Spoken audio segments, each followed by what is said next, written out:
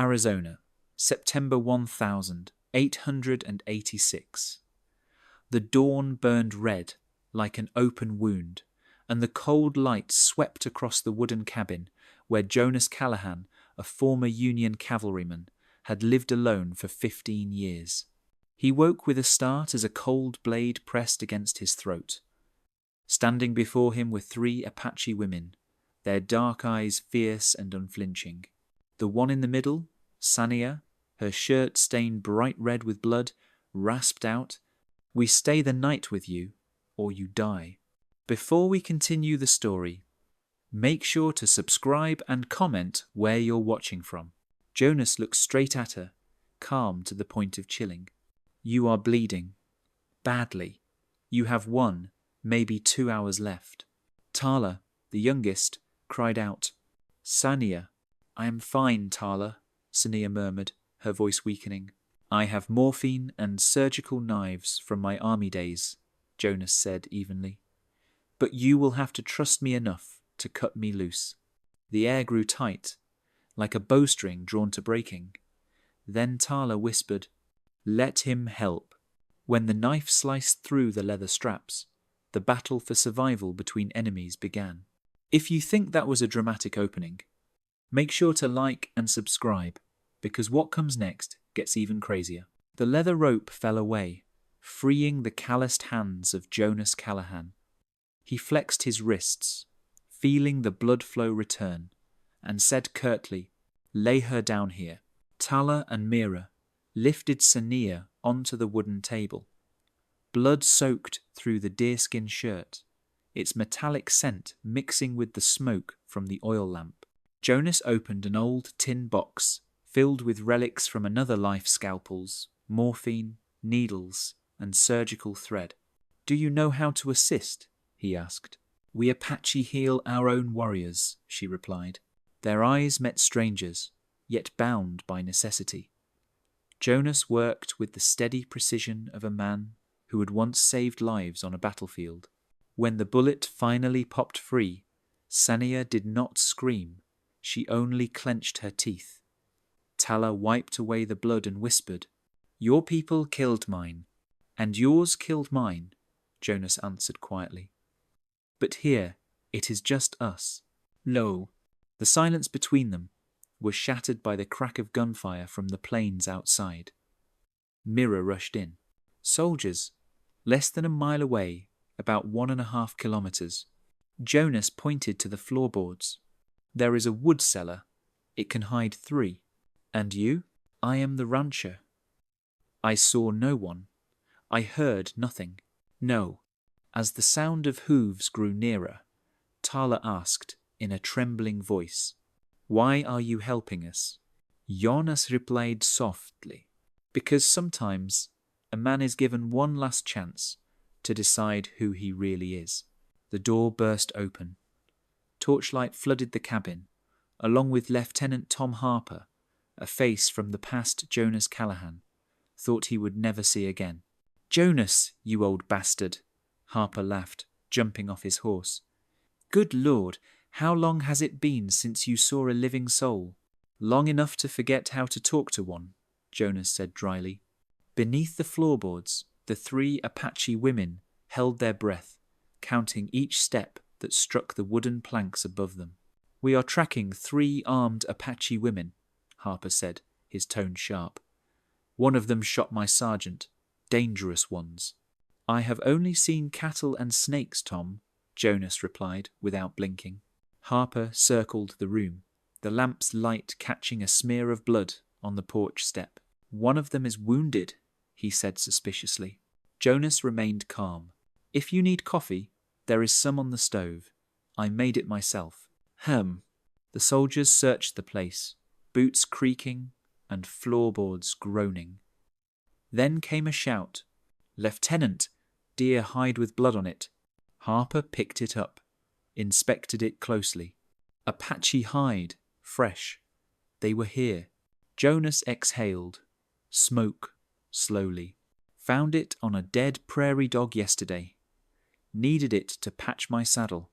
The air turned thick, heavy. Harper studied Jonas's eyes. searching for a lie, but all he saw was a man too tired to fear anymore.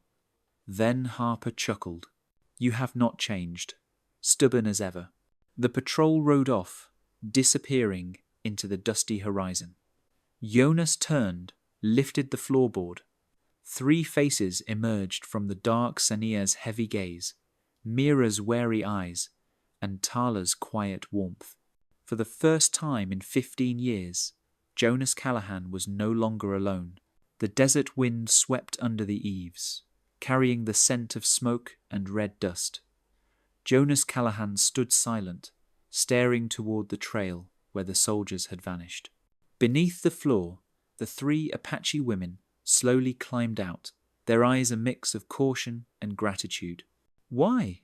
Sania asked, her voice raw. It was not just a question of life and death. It was about why a former Union soldier would betray his own. Jonas answered slowly, each word weighed like stone. "Because some things are worth more than safety." Mira checked her Winchester rifle and said coldly, "They will come back, sooner or later." "Indeed," Sania nodded. "We must leave before sunset. Can you guide us to the Mexican border?" Jonas fell silent. The question cut into the fragile peace he had built from 15 years of solitude. To agree meant losing it all: his land, his cattle, his illusion of quiet. To refuse meant returning to the man who had spent his life running from himself. His gaze stopped on Tala, tending to Sania's wound, her hands trembling but steady.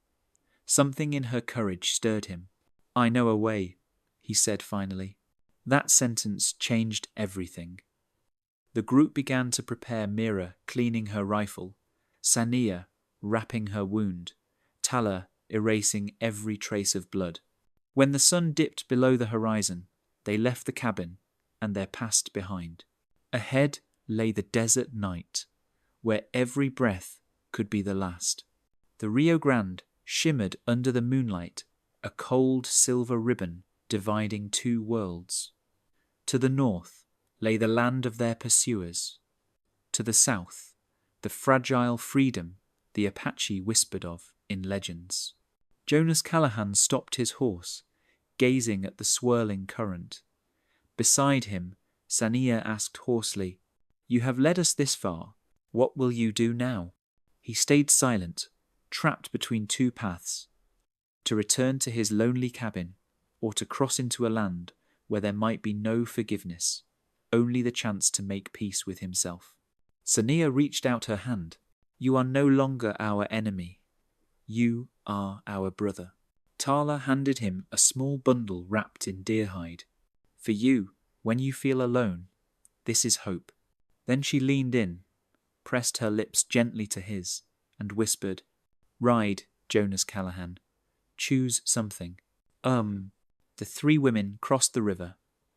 Jonas pulled the reins and turned toward the Sierra Madre alone, but no longer hollow.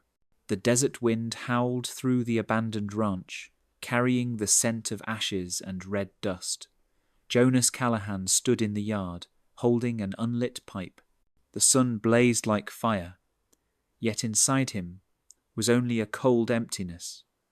The emptiness of a man who had just lost the only thing that once shielded him: indifference. Beneath the cabin, the 3 Apache women emerged tired, but their eyes bright with life, the look of those who had crossed the line between death and survival. "They will return," Mira rasped. "We must leave before nightfall," Sania said, her gaze steady on Jonas. "You know the road to the border, do you not?" Jonas looked at his hands, hands that once fired guns, buried brothers, built fences to keep the world out. For 15 years, he had merely existed. Now, for the first time, he chose to live. "I know a way," he said, his voice rough but firm. 4 horses left the ranch, their shadows stretching long across the sand. The wind carried the scent of sage and something else, something ending and something just beginning. Night draped over the desert, silver moonlight spilling across the dry earth. Jonas, Sania, Mira, and Tala rode south in silence. The rhythm of the horses' hooves matched the breath of fugitives who refused to die. Jonas led the way through canyons. He knew by heart a map carved from 15 years of solitude. Sania rode upright despite her pain. Mira stayed alert, her finger near the trigger. And Tala, her hair glinting in the moonlight, rode beside him in quiet resolve. "Will you ever go back?" Tala asked, as they stopped by a dry well. "Go back where?" Jonas answered softly. The words drifted away with the wind, lost among the distant cries of wolves. "There are still free Apache in the Sierra Madre," Tala said. "They will welcome a man who chooses honor over comfort." "And you?" Jonas asked. "I will go where my people need me." They sat in silence for a long time. No more words, only moonlight, dripping water, and two lost souls who had found each other. As dawn rose pink over the desert, the Rio Grande appeared a pale silver band dividing two worlds. North was the land of hunters, south the fragile promise of freedom. Sania halted her horse, proud and steady. "You have brought us here. You are no longer our enemy. You are our brother." Mira bowed her head in silence. Only Tala lingered. The morning light turned her dark hair to bronze. She unfastened a small leather pouch from her belt and handed it to him. "For you, when loneliness comes, burn it. Its scent keeps the soul from losing its way." Jonas took it, feeling the warmth of her hand like the first morning after a long storm. Before he could speak, Tala kissed him brief, gentle, but deep enough to reach his heart. "Ride, Jonas Callahan. Whether north or south, just do not stand still. The living must keep on living." 3 figures crossed the river, fading into the silver mist. Jonas watched, then turned his horse toward the Sierra Madre, where the green mountains waited like old memories. For the first time in years, he felt his heart truly beating, strong, clear, alive. Some men are born to be alone, but some, after a lifetime of running, learn that with one moment of courage, even the deepest emptiness can be filled. If you enjoyed this story, like, subscribe, and share to hear more legends of love, redemption, and freedom from the wild American West.